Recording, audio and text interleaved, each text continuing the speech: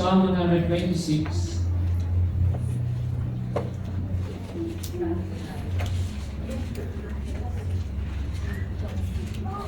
Verse 5 and 6.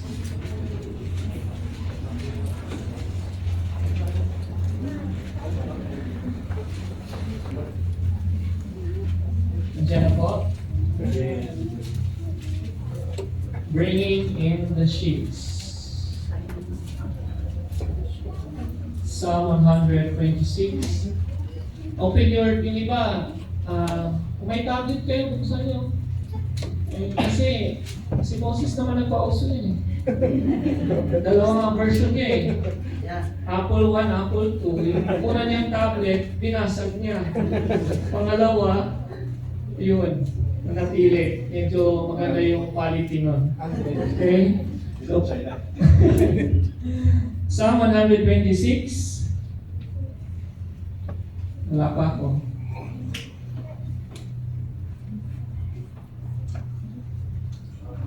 Tanggalin ko lang eyeglass ko. Baliktad eh.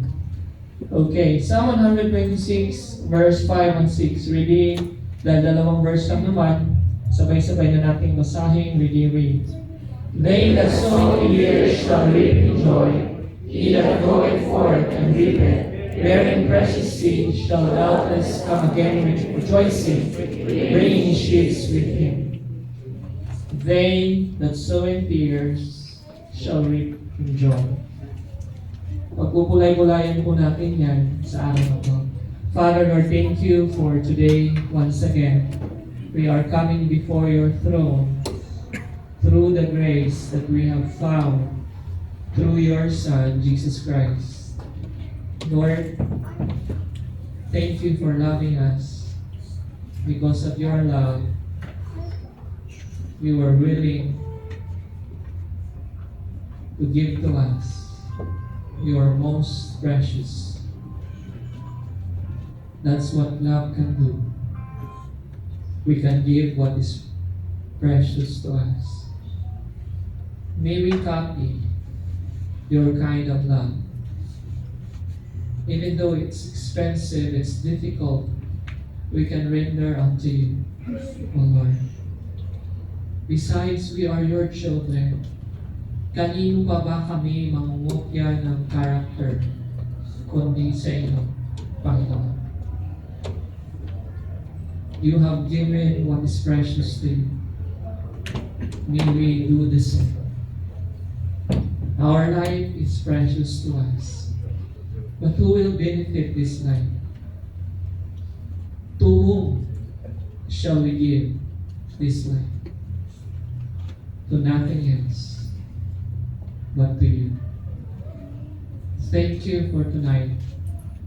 Bless the message, and please, may the glory redound only to you. Not unto us, but unto thy name give glory. O Holy Spirit, be the one to talk to your children.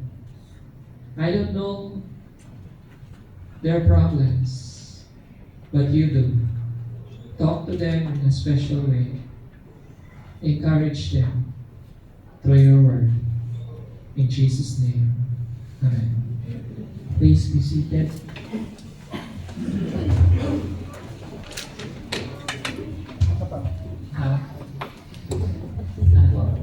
Okay, thank you very much.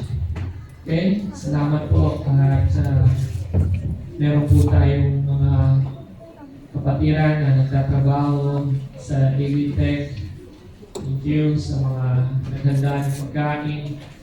Busog na kami, dumating kami dito. Tapos pagdating ulit namin dito, ayan, ang dami niyo ulit pinakain sa amin.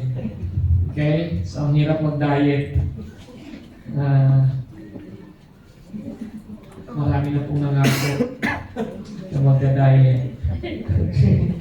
Pero pag Krisyano ka, at kasama mo kapwa mga Krisyano, ang hirap mag-diet.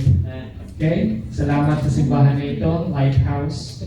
And I just want to remind you, I'm not here trying to be somebody. I just want to be a messenger of the Lord. Okay, ako po ay mensahero lamang at biyaya ng Panginoon yan na maging kagamit-gamit sa Panginoon. We'll study today that word, they that sow in tears shall reap in joy. Ang verse 6, in verse 5, let's kind of summarize. Ang verse 6, yun naman ay explanation. Mas maintindihan mo ang verse 5 kung naandyan ang verse 6. Okay? So, ito po ay sinulat, walang iba, ng Banal na Espiritu. At ang pinasulat po nito ay wala masasabi dyan kung sino. At sabi ng iba, this is David, but actually, this is already during the time na ang mga Hudyo ay nasa Babylon. Sila po ay sakop na, hawak na ni King Nebuchadnezzar. Dahil sila ay nagpasaway, sila po ay kinuha, ay pinasakop ng Panginoon sa mga Babylonians. They say that it's the present day Iraq. Okay? So yan po ang ating pag-aaralan. At ang sabi po dyan, they, okay, that sow in tears shall reap in joy. Kung titingnan niyo po, meron po dyan tao, that's they. At meron dyan verb, pagtatanim. At meron dyan luha, mga luha. Okay? And then meron dyan isa pa na sigurado, mandatory, the word shall. At ano yung sigurado? Pag-aani. At ano nga anihin? Pag nag-aani ka, ano ang kasama? Joy. And it explains sa verse 6, he that goeth forth and weepeth, bearing precious seed, shall doubtless come again with rejoicing, bringing his sheaves with him. Pareho lang po yan. You will try to study it, it's the same. Pero sino po ba dito? Next slide. Okay, sa baba yun po yung Hebrew. Okay, sino po ba yung they? Okay, sino ba yung they na yan na tinutukoy? Wala nang iba kundi yung mga tao na seed bearers. Pero bago maging tagapagtanim yan, sila po muna ay nataniman. Kayo po ba ay kasama sa mga taong ito? Na nataniman na ng salita ng Diyos. You are the seed bearer. Sino ba itong seed na ito? Ito po yung nakasulat sa Genesis chapter 3 verse 15. Pinangako na may seed na ipapanganak na sisira, aapak sa ulo ng anak ng Diablo, the Antichrist. Okay? Yun po yung nakasulat sa Genesis 3:15. Siya po yung seed na daladala. Siya po yung seed na meron ka. At yung mga tao na ito na they, ito yung mga tao na nakatanggap ng seed na yun, at dahil sila ay nakatanggap ng seed na yun, ang buhay nila ay nabago. They are seed bearers, seed carriers.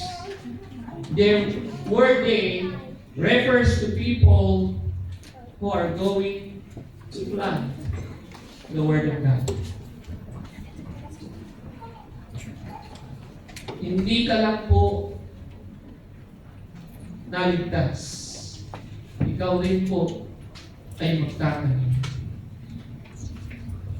They refers to people who experience the goodness of the Lord Jesus Christ. Yan po yan. Okay? They refers to people who are not selfish. Dati kang selfish. Wala kang ibang ginawa kundi para sa sarili. But when the seed is in you, that seed grow. That Word of God grow in you. At hindi ka mananatili na taga-bit-bit lamang. Your life will be totally changed. when I got saved, by the way, hindi niyo masasabi na Pastor, busy ako, magtanim. Dami akong trabaho. The one who discipled me was a PLDT engineer, full-time sa trabaho. Pagkakatapos ng trabaho niya, 5 p.m. Monday, Bible study kami. Saan? Sa Starbucks. Habang nagkakape-kape, Bible study. Sunod na Monday, McDo. Bago kumain, Bible study. Or pagkatapos. Sumunod na Monday, Jollibee. Estudyante ako during that time. Siya yung gumagastos.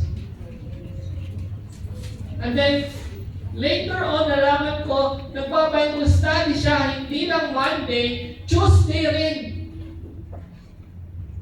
Pagkatapos ng work, 5 p.m. Doon kami sa Recto. Hanap kami ng mga kung saan yung Starbucks sa Recto, Jollibee sa Recto.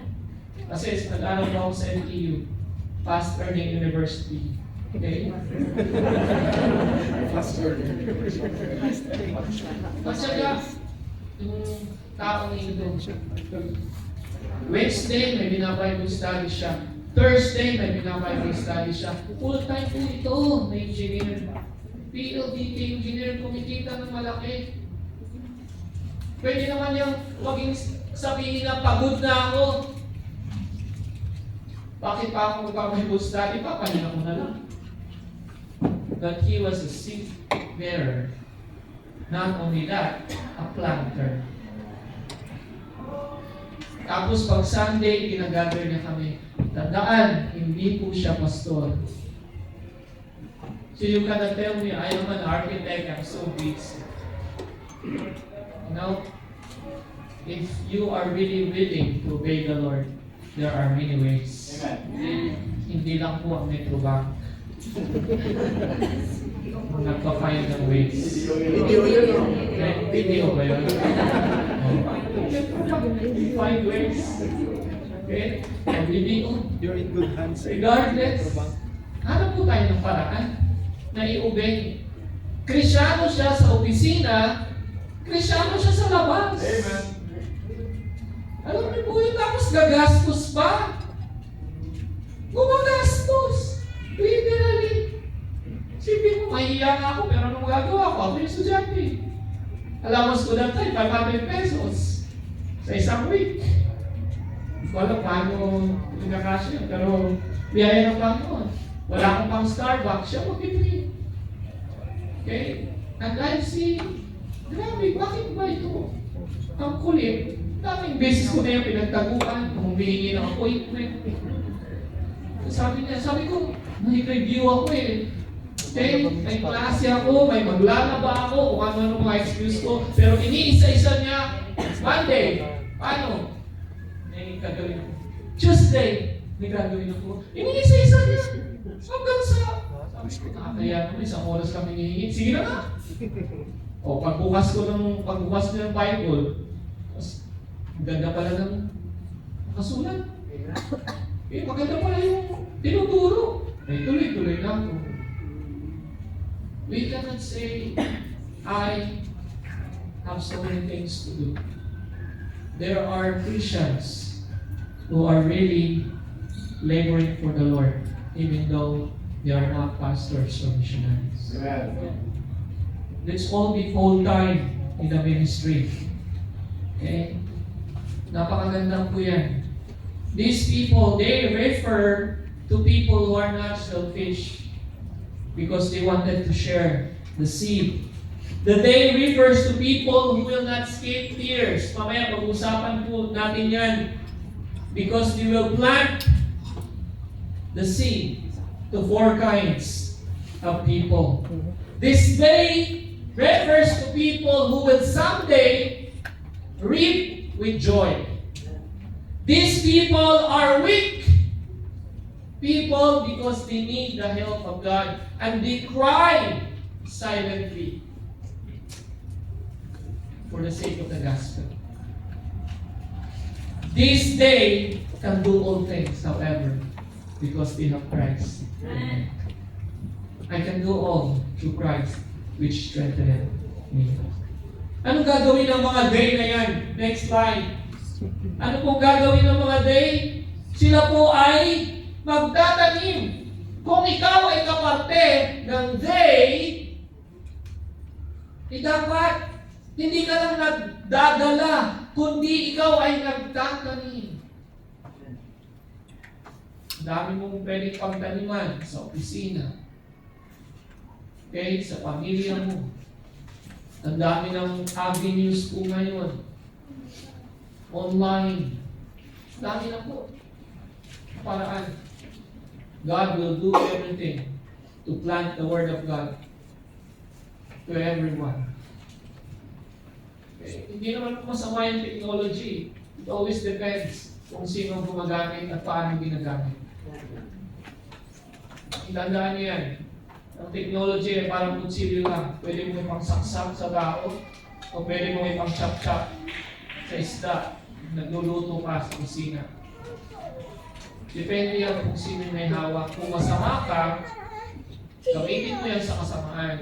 Mabuti ka, sa Panginoon ka, gamitin mo yan para yung knowledge na mag-increase para makapag-serve ka sa Panginoon. I hope you do understand. Huwag naman yung tutulog. Alam niyo na yun. Okay? Mga tao na pagkatapos sa opisina, anong ginagawa? Games. Imbis na mag-soul winning. Pagod ako kasi paano ako mag-soul winning? Pero excited ako mag-games. Kaya yun, ano?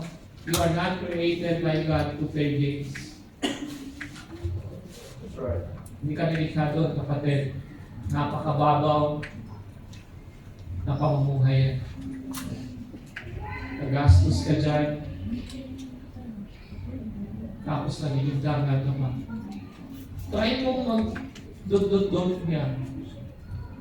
Tapos, magbasa ka ng Bible. Kung may lalabas na message si Lord. Try mo mag-movie marathon. And then later mag-devotion. Blanco. You want to be used by God to sow the Word of God. Gamitin natin ang mga meron tayo sa tama. Okay? Magtanim po tayo, mga kapatid. At ang tinatanim natin, hindi po ito basta-basta na seed. Ang tinatanim po natin, ayon sa verse 5, ay precious seed. Verse 6, he that goeth forth and weepeth, bearing precious seed. Precious. Okay, mamahalin. Hindi po ito mura. Ang tinatanim natin sa mga tao, mga kapatid, tandaan niyo ito, hindi peking produkto. Yung iba, sasabihin nila, in 3 days, puputi ka. Okay? Puta tayo, di ba? Puta tayo, dadalang tayo. Hindi sila mahiya kahit peke ang produkto nila. Kasi ang produkto natin, kung matatawag ng produkto, totoong kayang magbago. Yung mga bakla na babago. Broken homes na babago. Ganun po ang epekto ng produkto o ng Panginoong Isus na tinatanim natin. Sa asawa ko na lang, kanyang nanay, tatay. Tatay niya, pulis, chief ang pulis. Binabalik ang nanay. Binalik 2 beses. Parang mga drama nga eh. Pero tumama sa penda. Eh, nagdadala ka ng babae sa bahay, papakilala na kamag-anak. Pero sa gabi, lumilipat ang kwarto. But then, I'm telling you this, kung paano siya binago nung nakakilala sa Panginoon Isus. Nakita namin eh, yung changes. Okay, kung paano siya naging sweet later on. Sabi nga natin, 63 years old, napaka-sweet.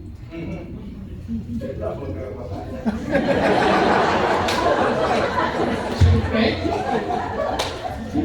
Pakita mo. Ay, sorry po ha. Hindi po tayo nagpapatama.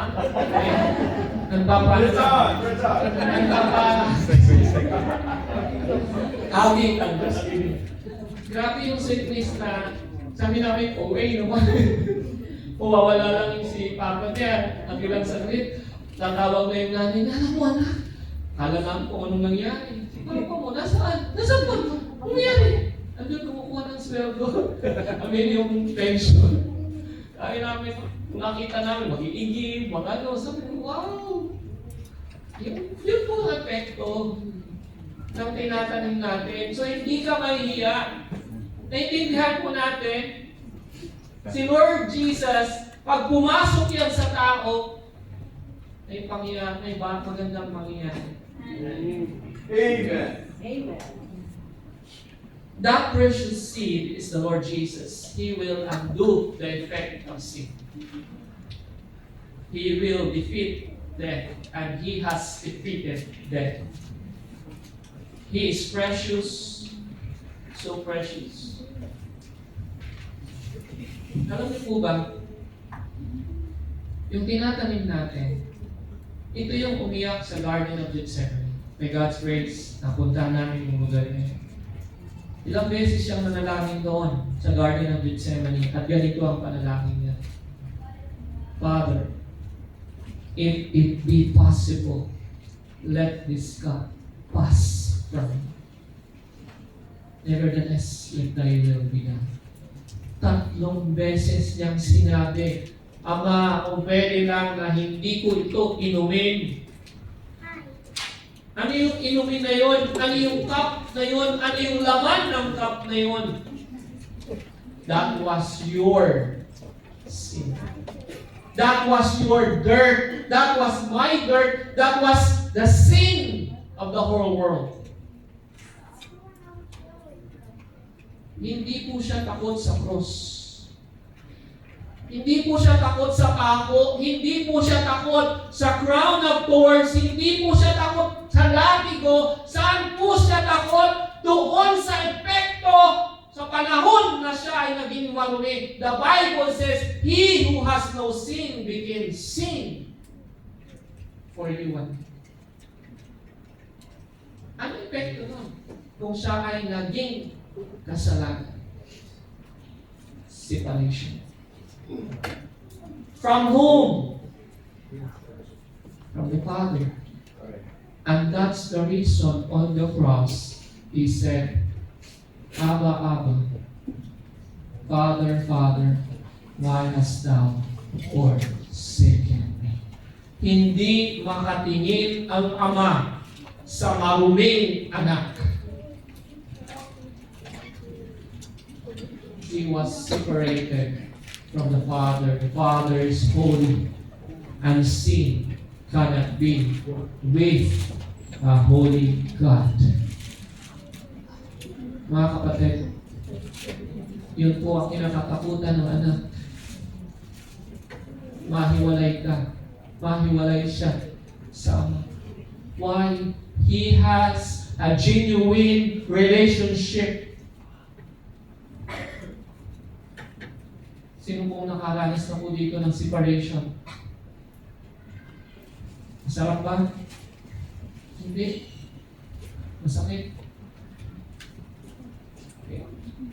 How much more na hindi pa na-experience ng anak in eternity past, hindi pa niya na-experience ang mahiwalay sa Ama. But that day, He was separated for how many hours? 3 days. 72 hours. Yun po ang nakatakutan ng anak. Ama. Posible lang. Before he would preach, saan siya pupunta? Mananalangin. Pagkatapos niya, akyat sa bundok, sa Mount Temptation, sa Mount of Beatitudes, Mount of Gethsemane, lahat yan mga bukid, pumupunta siya doon. Magtataka ka, wala naman siyang pangailangan, pero pupunta siya doon at makikipag-usap sa Ama because he really doesn't want to be separated. Hindi siya sanay mahiwalay.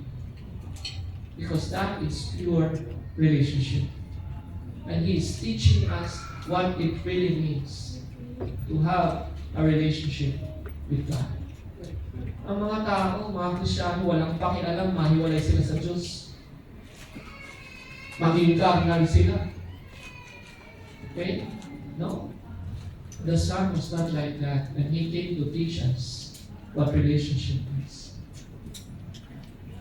Yan po yung ating pinangangaral. Siya po. Okay? Na pinapahalagahan ang relasyon. Do you know na naghiwalay ang Diyos sa Garden of Eden dahil sa kasalanan? Kailangan na ngayon ang tao hanapin. Anong sabi ng Panginoon pagkatapos magkasala si Adan at Eva?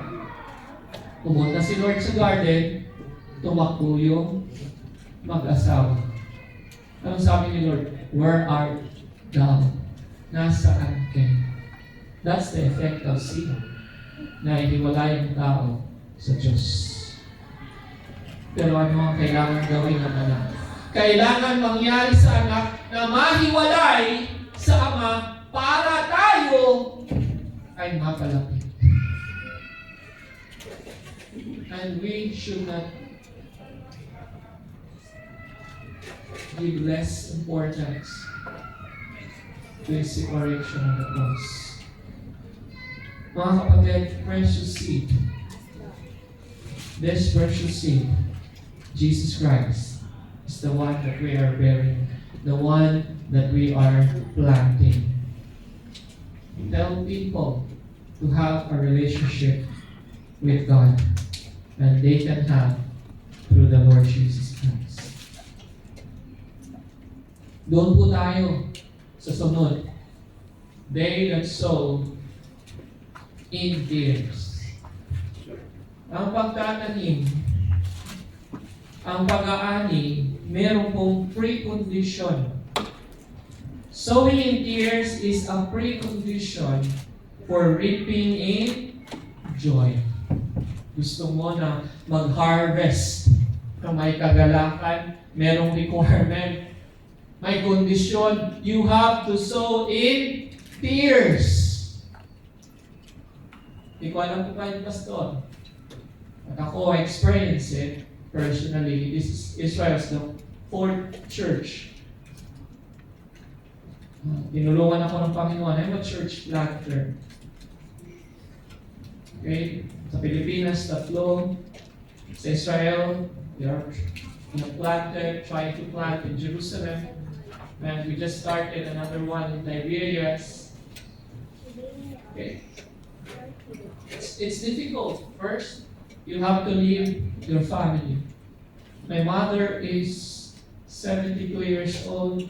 Kahapon, pinoward ni ng kapatid ko yung text or na si mama kumakain, pero yung kanin nilalagay na sa wallet niya. Imagine that. I have a mother.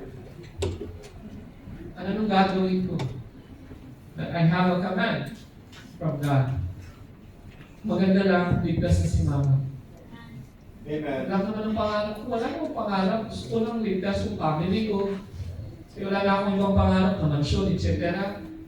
Kasi may mansyon na ako sa langit. Amen. Problema sa atin kasi, hindi natin yan pinaniniwalaan. May mansyon na tayo sa langit, pero ang iba gusto makasiguro, magmamansyon sila sa lupa. Para baka kasi hindi totoo eh. Totoo po, may mansyon na tayo sa langit. Si Mrs., may bahay ang tawag ko dyan. Kahit wala kaming bahay. Okay? Mga kapatid, totoo po, may mansyon na tayo. Amen. Convert your earthly treasure into heavenly treasure. Amen. Lay up your treasure in heaven, not here on earth. Yun po ang pinaka magandang gawin natin. Okay? Iiyak sa gawain. Ministry, it's not easy. You have to sow in tears. Bakit? Bakit kayo iyak? yung tao na inaabot mo, hindi mo alam kung mamumunga yan. Tanda niyo yung parable of the sower? Ilan po ang namunga sa apat? Isa lang. Pupunta kami, for example, sa Tiberias, sa Jerusalem, mag-Bible study, gagastos. Pero di mo alam, sa mga tao na ito, kung mamumunga o hindi. Paano kung lahat yan, 1, 2, 3, ibig sabihin, hindi mamumunga. Hindi mo kasi alam yung puso eh. Hindi mo nababasa, Diyos lang pwede magbasa. Pupunta ka dun. Bible study ka, 4 hours, Tel Aviv to Tiberias, and then 4 hours pabalik. You do it, you're tired. Physically. Si Mrs. nakakapagod, napapagod yan. Ako eh, lalo na si Mrs. Naawa ako sa asawa ko eh. Bus kami. Punta doon. Nabisi. Okay? Makikitulog ka doon, tutulog ka sa sala.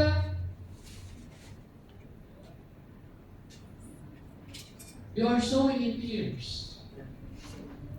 Physical tears.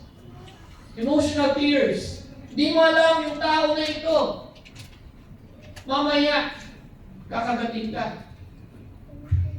Yung taong tinataniman mo sa salita ng Diyos, yun pa yung magsisira sa iyo.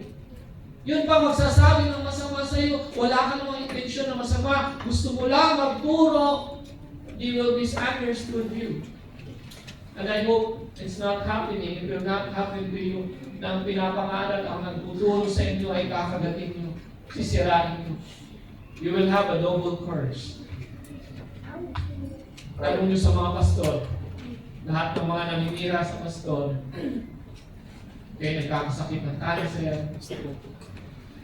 mamamatay o kung ano nangyayari. Nagtuturo lang naman ng pastor. Ang tunay na mga ngaral, wala kaming intensyon, kundi ang magturo ng salita ng Diyos para kayo lumago. Right. We are sowing in tears. Pero napakasakit na kung nagtatanim ka, ikaw pa magiging hapunan, magchichismisan ka pa sa gusto. Ikaw pa yung lunch. Okay? Huwag ganun. Consider respect to those people who are planting the Word of God in your life. You sow in tears.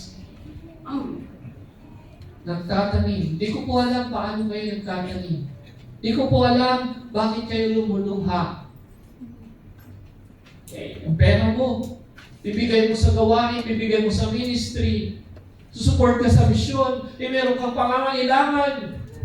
May sarili kang pangangailangan, may anak ka na nag-aaral, meron kang mga utang. Unahin ko pa yan. Your wallet is crying unto God that you are doing it anyway. Alam niyo, ang magandang luha, ang pinakamagandang luha, mga kapatid, ay yung luha. The most beautiful tears that can flow from your cheeks, from your eyes, is the tear or the tears for planting the Word of God. Marami sa atin umiiyak. Umiiyak saan? Dahil sa consequence ng kasalanan. Nag-asawa ng unbeliever. Meron kami kapatiran doon. Admitted naman niya. This is the consequence. Galing siyang Dubai, nag-asawa ng Hudyo, porque Hudyo. Okay lang, unbeliever. Ayun. Suffering. Iyak. Kasi pag nakasulat sa Bible, paniwalaan na lang kasi. Pag sabi dyan, be not equally with unbeliever, ibig sabihin, Kristyano lang hanapin mo. Regardless kung anong nationality yan, basta same faith, same doctrine. Otherwise, iiyak ka. Iiyak ka. Maraming umiiyak, hindi para sa Panginoon, kundi dahil sa kasalanan. Maging wise tayo, piliin po natin na tayo'y umiiyak sa pagsisilbi sa Panginoon. maturity. I-level up po natin yung ating mga luha na hindi ito dahil sa paglabag sa Panginoon. Level up na po tayo. Maging mature na po tayo, mga kapatid. Okay? Let your tears. Sabi sa Bible, may bote daw ang Panginoon eh. Bote ng ng luha. Alam ko, anak, kung anong mga luha yan, it's a record. Okay? Naka-record yan na may bote ang Diyos ng iyong mga luha. Ang tanong, anong klaseng luha yan? Ano ba yung luha sa pagsisilbi sa Kanya o luha ito ng kasalanan? Choose. Hindi tayo makaka-escape sa iyak. Ang tanong na lang doon, paano tayo umiyak? Bakit tayo umiyak? Choose to cry because you are serving the Lord. Amen. Not because of sin. I hope you do understand. Yan po ang maganda, mga kapatid. Sa amin bilang mga missionary, magtatanim kami, sinuko ng buhay para sa gawain, mag-deputize kami. 2 years and a half, we were in deputation. Ikot kami, iba-ibang churches sa Pinas for 2 years. So tiring. Nakakapagod. You have to present. Binigay mo na yung buhay mo. You have to encourage the churches to support you. 2 years and a half. May blessing doon. Ano yung blessing? Nakapag-tour ka sa Pinas. Minsan sinasabi ko, ito nga siguro yung other side. Okay? At yung blessing, seek first the kingdom of God at naiikot mo ang buong Pilipinas. Seek ye first the kingdom of God and His righteousness, and Dubai shall be added unto you. Okay? Seek ye first the kingdom of God and His righteousness, and wicked crowd will be added unto you. That's my favorite. Okay? Good crowds. Sabi ng iba, dahan-dahan ng pastor, high blood ka dyan. Ito, ma-high blood talaga ako pag wala yan. Just kidding. Okay? Mga kapatid, ang hirap ng deputation. Laging sinasabi ng pastor ko, Sir Nable, deputation will separate the man from the boys. Di ko maintindihan yan nung di pa ako missionary. Di pa ako nag-deputize. Bakit yun na kailangan sabihin yun? Kasi it will shape your character. Pupunta ka sa church, mag-encourage ka, tapos ang mangyayari, magkakaroon ng tinatawag na promises. Okay? Promises are made to be broken. Okay? Mga ngako, susuportahan. Okay? Only 1 month. And then after that, nakalimutan ka na. Now, what will you feel? How will you feel? Magtatakbo ka ba? Hindi. Kasi habang nag-deputize ka, yung character mo minumold. Hindi mo ka ba aasa sa mga simbahan? Sa akin? Sa kanya? Salamat kung magsuporta. Pero kung hindi, huwag kang mag-alala kung buhayin kita. Okay? Remember, it's not easy. Okay? It's difficult. Iiyak ka talaga. At si Lord pa mismo, sometimes si Lord pa mismo ang magpapahirap talaga sa iyo. Naalala mo si Moses?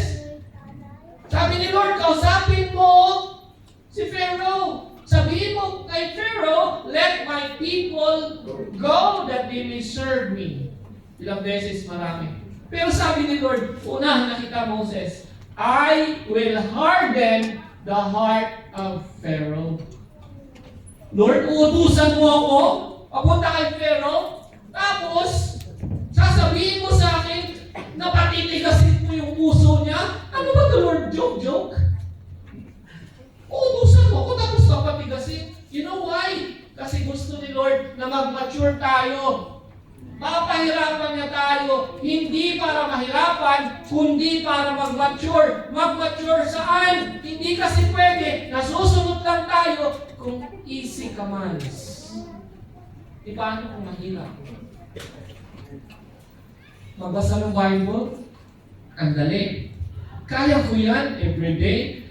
Bago magtrabaho, basa, devotion. Bago matulog, magbasa, sisiw. Kaya ko yan. Paano kung magsimba? Kaya ko yan. Madali yan, utos na yan. Kaya ko yan. Papaalam na ako sa amo ko. Madali yan. I go to church every Sunday, prayer meeting. Madali. Paano kung mag-tithe sa utos? Okay? A little bit, pero kaya ko yan. Kaya ko yan. Anyway, ako rin naman ang magbe-benefit. Pag nag-tithe ako, protektado ang business ko, protektado yung job ko, di ako magkakasakit, walang devourer. So, okay lang yan, kaya. Susunod ako yan. Paano kung ang utos ni Lord mahirap na? Paano kung ang utos niya magpatawad? Paano kung ang utos niya magpatawad? Ibang usapan na yan. Ibang usapan na yan. Gusto naman, nagkanaman na naman eh. Hindi ko kayo kilala, hindi ko kilala. Pero nakikita ko, isa yan sa mga nangyayari ngayon eh. Kaunting bagay lang. Alam nyo, pagpapatawad, kaya nagkaroon ng problem, nagkakaroon ng offenses sa church para makita kung ikaw nga ay follower ni Kristo. Bakit? Paano ka makakapagpatawad? Paano magiging kagaya ang ating Panginoon na nagpapatawad kung ikaw wala namang nakasakit sa'yo? How can you be a follower of Christ kung di mo naranasan na ma-offend? And how can you be Christ-like kung hindi ka magpapatawad? Do you understand? Amen. Mahirap, but we have to do it. That's right. I am a child of God. I will forgive. Hindi lang po yan prinsipyo. Dapat isinasabuhay ko yan. Be a follower of the Lord. Okay? Hindi pwedeng doon lang tayo sa mga madadali. Paano kung tatawagin ka ng Panginoon mag-misyon sa Israel? Sa Madagascar. Okay? Sa Madagascar, maraming tao ang kailangang abutin at hindi lang maraming tao, maraming hayop. Nagsasalita ang mga hayop doon. Okay? Literal, sabi sa Bible, to every creature.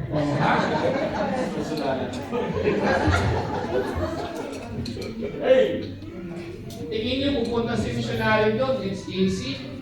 Nandito siya, tatawa siya ngayon, but when he reach the field, uupa siya. Right. Okay?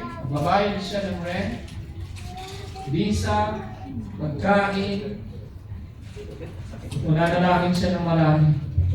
Lord, sana yung support ko ngayon 30, bukas lang. Kasi may asawa ka pa. Oh, di ba? Huwag na lang.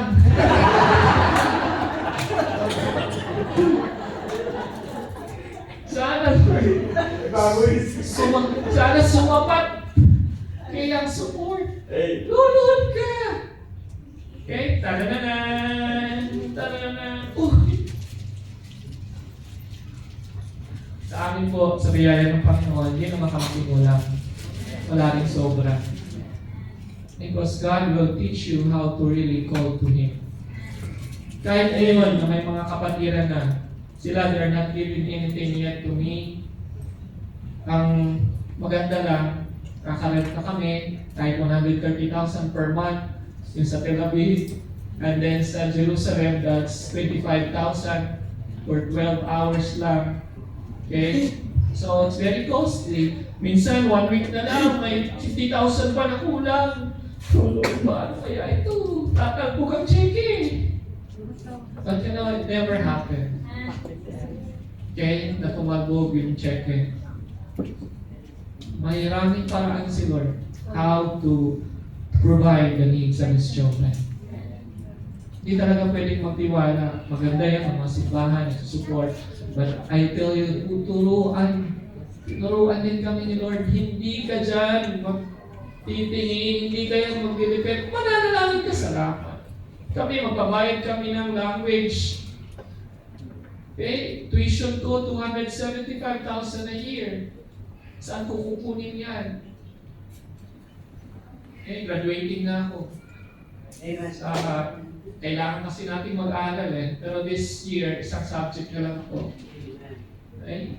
So, nakakuha ng, okay lang naman, na scholarship. Pero, at least bawas na rin. Biyaya, Panginoon. Very expensive. Kayo nga dito, nung namalengke kami, isang kilong bigas sa Israel, dito ang equivalent 5. Sabi ko, wow. Tapos ang corneto nila, 2 dirhams. Sa Israel, 20 dirhams. Okay. Or shekel. Ayun, halos pareho lang naman yun ang palitan. Ay, Lord, very expensive. Pero binubuhay po kami ng Panginoon doon. You are sowing in tears. Nagtatanim ka. Again, mga kapatid, nandun tayo. I'm giving you some practical things. Sa pagsunod sa Panginoon, sa pagtatanim, may iyak. May iyak sa bulsa, may iyak sa katawan, physical tears, emotional tears, financial tears. Lahat na ng iyak. Mananalangin ka sa mga kapatiran. Not easy.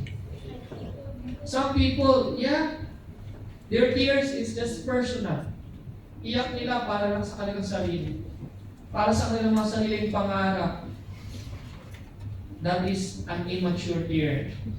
You travel for you to go to church. You spend on gas. You spend on taxi. You travel on bicycle for an hour so you can listen the Word of God. You can grow spiritually. That's good. But that is still a baby Christian's attitude. Nahirapan kang pumunta sa simbahan. Okay? Umiiyak ka. Maliit pa lang yung nabagay. Immature tears. Ikaw naman ang magbe-benefit yan If your effort is for your personal growth, then the tears that may arise is personal. Pang sarili pa lang. Kasi, kung ang luha mo na ay para sa iba, para sa paglago ng iba, yan, nagmamature na ang iyak mo. Nagmamature na ang suffering mo. Hindi na lang pang sariling suffering. Remember what the Lord Jesus said. Philippians 1:29, for unto you it is given in the behalf of Christ, not only to believe, but also to suffer for His name's sake. Hindi lang binigay sa atin na maniwala, kundi binigay din sa atin na tayo ay mag-suffer in behalf of Christ.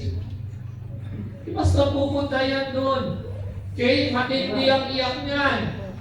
Iiyak yan ang matindi doon. Kami ni Mrs. nangiiyakan kami niyan. Okay? Lalo na nung bago kaming kasal.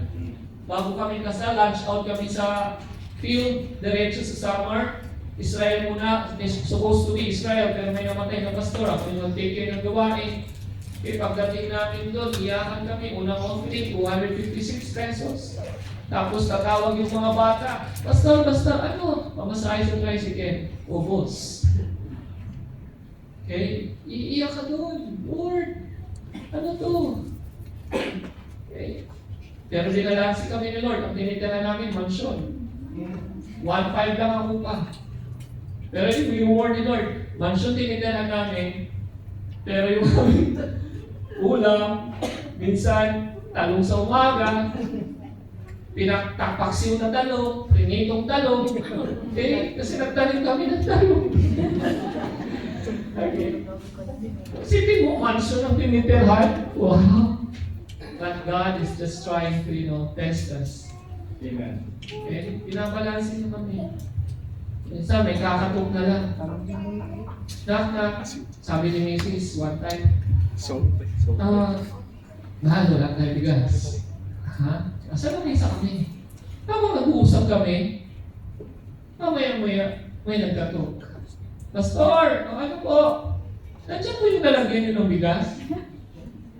Tinginan ka. May pinagsabihan ko ba? Wala. Nag-uusap pala kami, nandun na yung, hindi pa kami nananalangin. Meron na.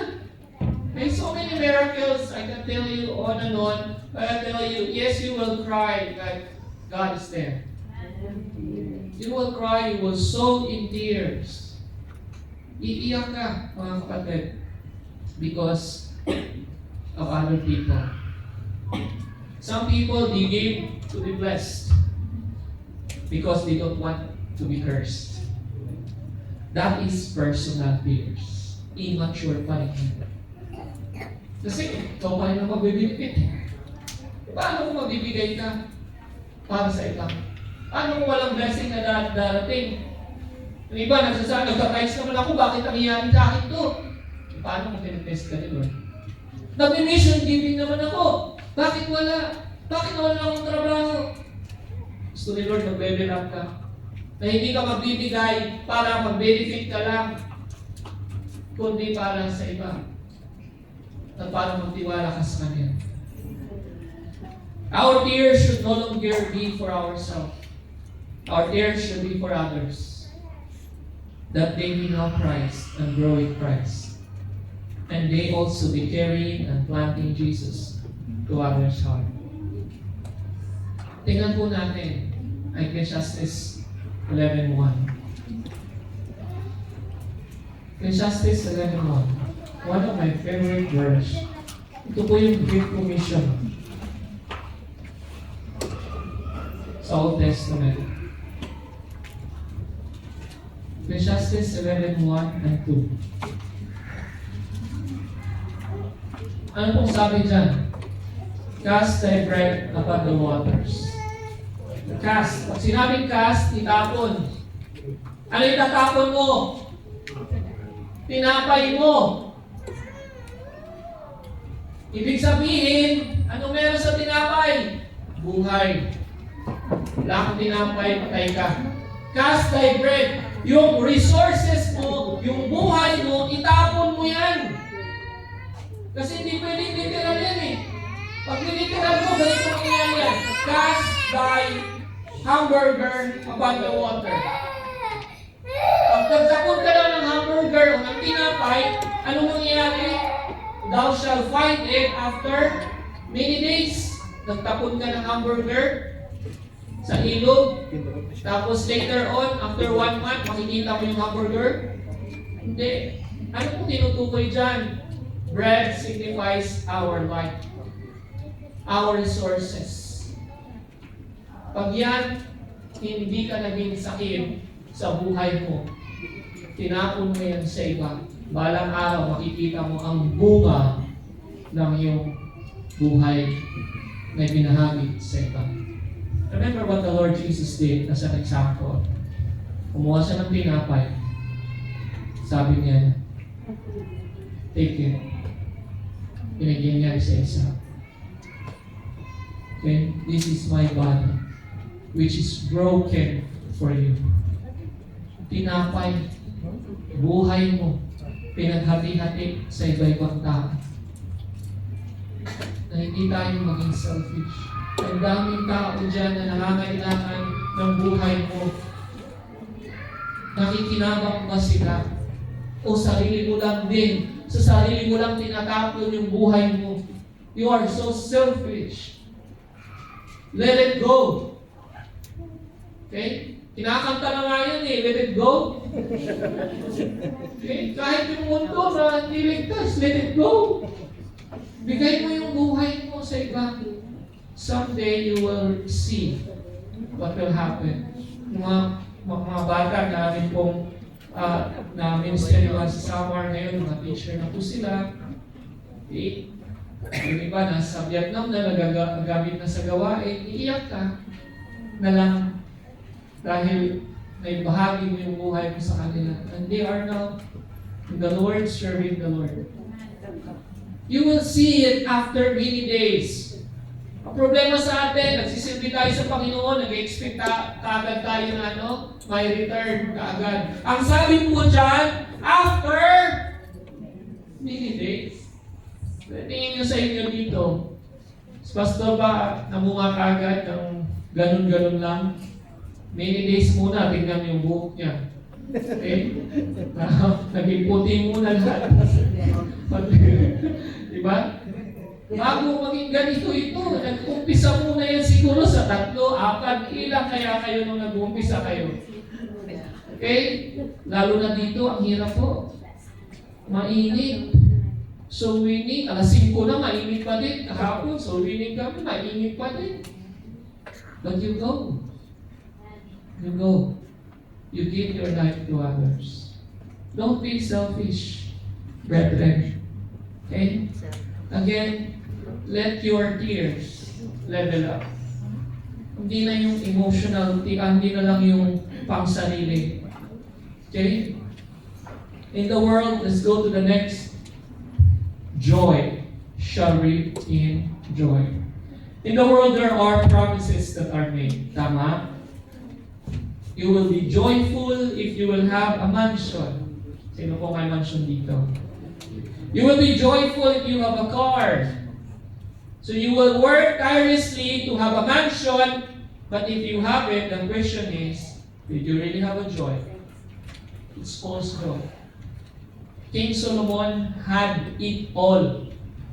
Pasahin niyo po ang Bible. Sabi sa Ecclesiastes, kung isa-summarize natin, ang sinabi ni King Solomon, I builded me houses. I planted me gardens. I got me servants. I got me gold. I got me silver.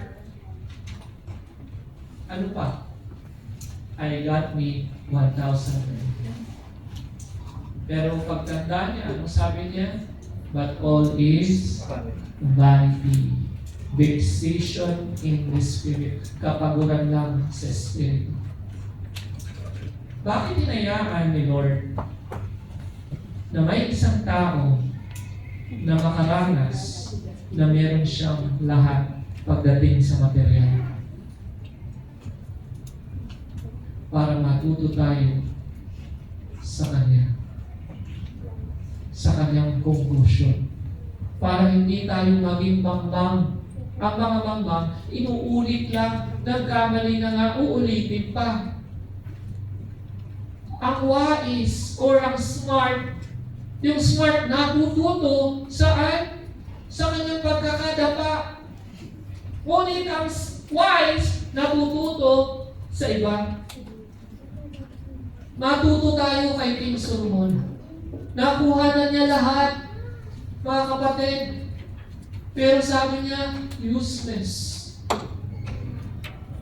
Okay? Pero bakit? Doon naman sa New Testament, ang sabi doon, your labor in the Lord is not in vain. Kung ang labor mo sa kayamanan lang sa buong mundo, hindi labor in the Lord, then that is in vain. But if your labor is in the Lord, your labor is not in vain. Naintindihan po natin. Give your life. Cast your life unto the world. Verse 2 ng Ecclesiastes chapter 11 verse 2, give a portion to 7 and also to 8. Pastor, nandun na ako sa winning. Pastor, nandun na, nagbibigay na ako. Pastor, ito na yung ginagawa ko. Nakakota na ako. May perfect 7 na ako. Give a portion to 7. Okay na yun. Sapat na yun. Sabi ni Bible, and also to 8. Dagdagan mo. Okay? Dagdagan mo. Ang ginagawa ko para sa Panginoon.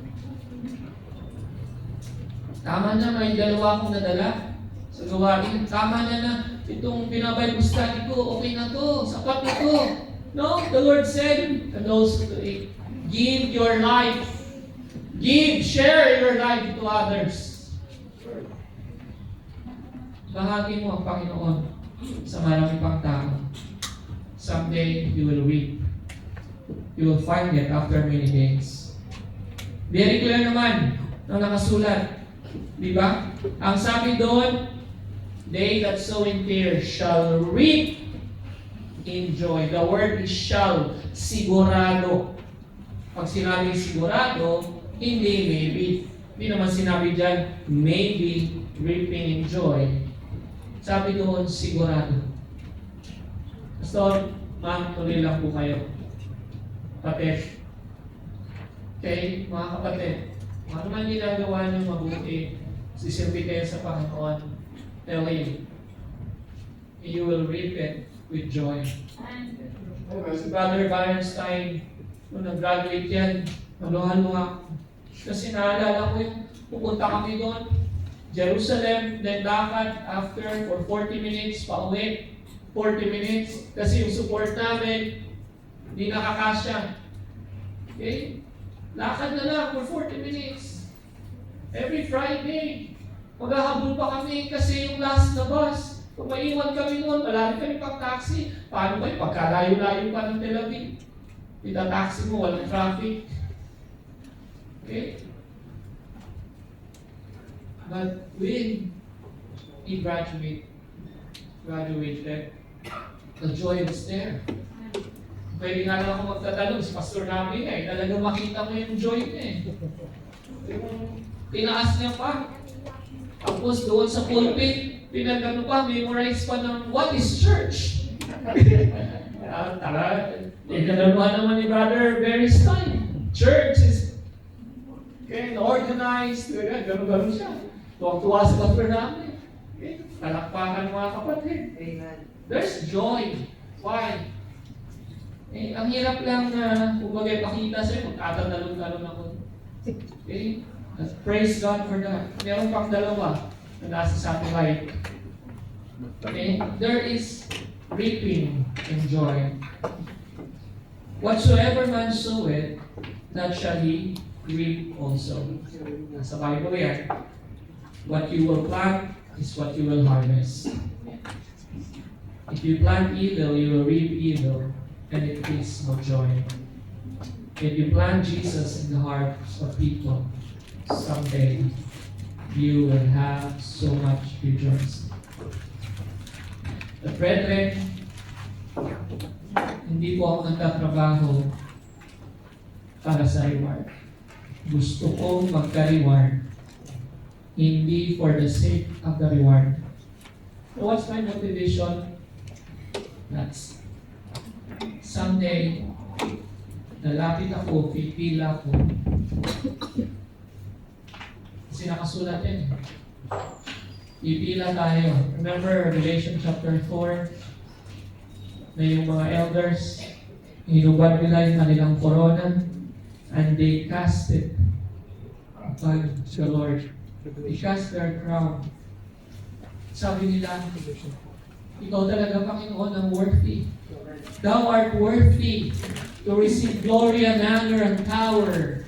Hindi talaga kami. Ikaw ang namatay. Ikaw ang dapat bigyan ng reward. That's my motivation that someday, pipila ko na may bitbit akong reward, may bitbit akong corona, hindi para sa akin, kundi para sa Kanya. Noon, nung nandito siya, kinurunahan ko siya ng tinik. Now, I want you to crown me with a real crown. That's my motivation. It's a big privilege na ikaw makakapagbigay ng corona sa King of Kings, Lord of Lords, to the one who loved you so much. Paano ba natin napapakita yung pagmamahal natin? Okay? Bibig lang? No? Let's work that someday we will receive a reward and someday we'll be able to at least say thank you. Or di ko kayang bayaran yung ginawa mo sa akin. Okay? Hindi. Brethren, what's your motivation while you are going to plant the Word of God? the hearts of people. Level up na po natin. Minsan, ang iba, ang motivation nila para i-bless ako ng Panginoon. Mababaw pa yan ang motivation. Sobrang babaw. Okay? Kapatid, kung nahihirapan ka sa pagbibigay ng tithes, mission, sa pagsisimba pa lang, nahihirapan ka na, ang babaw pa ng Christianity yan. Level up na tayo, haharap na tayo sa Panginoon. And lastly, niisip ko na someday, bago ko ipikit ang aking mata, ma-review ko, saan ko ba ginugol ang buhay ko? Yung iiyak ako dahil sa ligaya na hindi lamang ako ang nag-benefit sa buhay ko, kundi naibigay ko to sa iba, kagaya ng aking Panginoon. At kung meron pa po dito, hindi pa po ligtas. Remember, anytime na tayo. Sigurado ka ba na palangit ka? Baka hindi pa po, nandito ka lang dahil ang kaibigan mo nandito. Dahil nandito yung crush mo. Gaya mo sa akin, napunta ako ng church, dahil nandun yung crush mo. Unang invite sa akin. Baka nandito ka for some motive, o kaya para meron akong mga kliyente. Okay? O di kaya para meron akong mga utangan. Okay? Hindi ko alam kung ano motivation mo, bakit nandito ka. Pero sana nandito ka. Nandito ka lang din naman. Huwag mo nang pagpatumpik-tumpik ka. Receive the Lord Jesus Christ. Repent of your sin. He died for you on the cross. Totoo ang impyerno. Kung hindi totoo ang impyerno, hindi kailangan pumarito ng Panginoon Hesus. Pero totoo kaya siya pumarito. Okay? Imagine your life kung mamamatay ka ngayon. Sa tingin mo, saan ka? Are you sure you're going to heaven? Are you? Okay, magkaroon ka ng reflection. God is giving you an opportunity. Don't go out from this room na hindi ka pa sure. Baka mamaya, yung pinapadalang missile ng Yemen, dumaan dito, mag-function, sa'yo mabagsak. Yung baseyo. You don't know that. I'm giving you an example. You can die anytime. Okay? Please. This is your last chance. If you are not yet saved, come to Christ. Believe Him that He died for you on the cross. Amen. And remember, because He loves you. Sa mga ligtas na, mga kapatid, I am the first Filipino missionary in Israel. Why don't you consider surrendering your life to the people of Israel? Utang natin ang Biblia sa kanila. Udyo ang mga ginamit ni Lord para isulat ito. Ang messenger, mga Hudyo, ang unang mga simbahan, composed of Jewish people, ang Messiah natin, Savior natin, Hudyo. We owe a lot to these people. Why don't we bring back the gospel to them? Consider it. Lord, I'm going there. I don't care about the war. Anyway, I have to live for you. And I have to die for you. Madali lang yung mamatay sa Panginoon. Ang mabuhay sa Panginoon, yun ang mahirap. Why don't you consider going to Israel? Or maybe Madagascar, tulungan mo si Pastor. Okay? Baka may gusto mag-partner sa kanya. Okay, nasabihin ko na ano pa ako Hindi nga. Okay? Why don't you consider engineer ka, architect? Well, ang dami po. Si Pastor Alex, architect. Pastor Nagre, engineer. Right. My wife, she was a NAR, singular. Nar. Okay? Plural kasi, NARS eh. Okay? Papunta yun ng Canada, pero yan, nagsuko ng buhay. Sumama sa akin. Sumama sa kayak.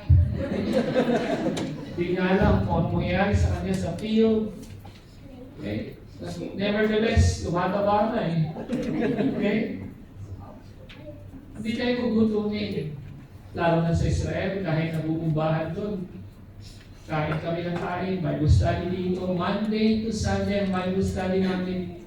Kaya yung allowance namin na 15,000 pesos, which only sana ay 1 week lang yan, less than a week, ubus sana. Pero sa dami ng Bible study, umahaba yung 15,000. May sasakto sa mga. Okay? Sabi pa yung tira, nakapos ng Bible study, Pastor, talaga na to. Okay? Napupuno yung rib, dahil kay Sharon. Again, don't be fearful. Give your life unto the Lord. Pasensya na kung mahaba. Amen. Amen. May mahaba kasi yung flight namin bukas. Mabawi ko. Again, I'm talking to you. These people, they need the gospel. Brother Daniel, yung isa sa Hudyo na nasa Bible school, naligtas siya through YouTube. Pakikinig ng King James documentary. At the end of the documentary, may pastor doon na nag-share ng gospel. He got saved. 10 years, walang church. Floating. Buti na lang, nag-asawa ng Kristyano. Naghanap sila ng dalawa ng simbahan kami naghanap. Hindi lang po siya. Marami pa yan na hindi natin alam. Pero bakit gano'n ang nangyayari? Dahil walang mga manggagawa na nag-harvest. They need you. Okay? The Lord commanded us, go ye into all the world, pati ng mundo ang Israel. Mali yung katuruan na sila'y maliligtas sa panahon lang ng tribulation. Ano yun? Papabayaan natin sila? Ngayon? Nantayin na lang tribulation? No. Saan yun nasusulat sa Bible na silang naliligtas sa tribulation? Wala. Wala baliktarin mo. May maliligtas pa rin, naliligtas pa rin kahit ngayon. Young people, okay, not so young, professionals, whoever you are, why don't you consider living your life for the Lord, and especially going to Israel? Okay. Ako kasi nandito, Pastor, nandito pa Madagascar, so okay. So please, consider. Okay, huwag kayong mag-alala. We are with you. Nandun na kami. You can enter Israel. We welcome kayo ng fireworks. Okay? So, God's protection is with you. By the way, regarding sa Tierra, kailan po yan nag-umpisa? October 7. It was because there were a group of 3,000 to 5,000 Jewish people, secular, atheists, who were worshiping Buddha in the border of Gaza. Okay? And then, ang border ng Israel, ang wall, it's very high-tech. With machine gun, di ka palalapit, bibirahin ka na. But you know what? After that worship of Buddha, the next day, Hamas was able to enter Israel for 7 hours. Nakapamatay ng 1,200 raped women. Mga bata nilalagay sa oven. Nanay na buntis. Iniwan yung tiyan. Kinuha yung bata, pinagsasaksak. Was so terrible. Namumugot ng ulo, etc. Name it, talong-talo pa yung Diablo. How they do it. But you know what? You know why? Because these 3,000 to 5,000 people cause the protection of God to be removed on that day. It's like God saying, ayaw niyo pala sa akin? Sige, kukunin ko yung protection. Right. Their protection is not in the Iron Dome. Their protection is God. Except the Lord build the house, they labor in vain that build it. Except the Lord watch the city, the watchman waketh in vain. It's the Lord. Kinuha niya yung protection niya. Wala, hindi nag-function yung mga Armalite na yun o ano pa machine gun na yun na automatic. O ano pa man yung meron sila. That is what happens when people turn away from the Lord. Just a context, bakit may gera na gano'n. Okay? Ulit lang yan sa Bible, sa cycle. So again, these people, they are a mission field.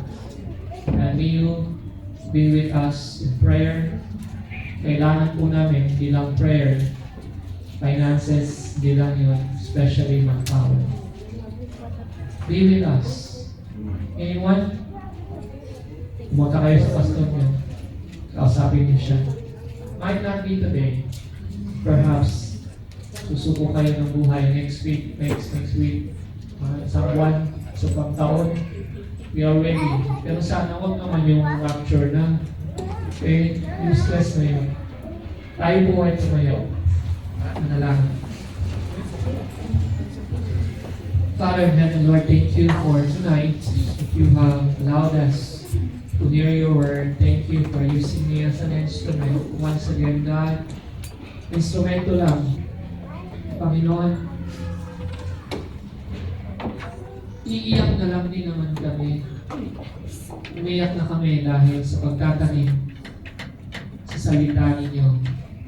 Pagtatanim ng anak ninyo sa puso ng mga tao. Mag-mature na po ang aming mga iyak. Hindi na ito dahil sa aming mga kasalanan.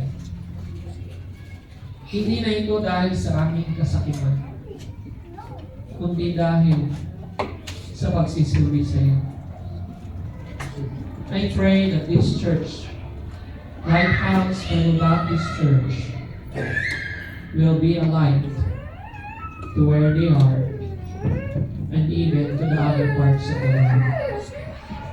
Father, I pray that from this church, you will send missionaries to Israel and perhaps to the different parts of the world. Father, I pray that you will also protect this church from the wiles of the enemy. The enemy wants to destroy every church, but I pray for blessing and protection for this church and its members and to its pastor and family of the pastor among them. Protect them, O Lord, I pray. If you are here, as Pastor will give the invitation, would you listen carefully to the invitation? Pastor.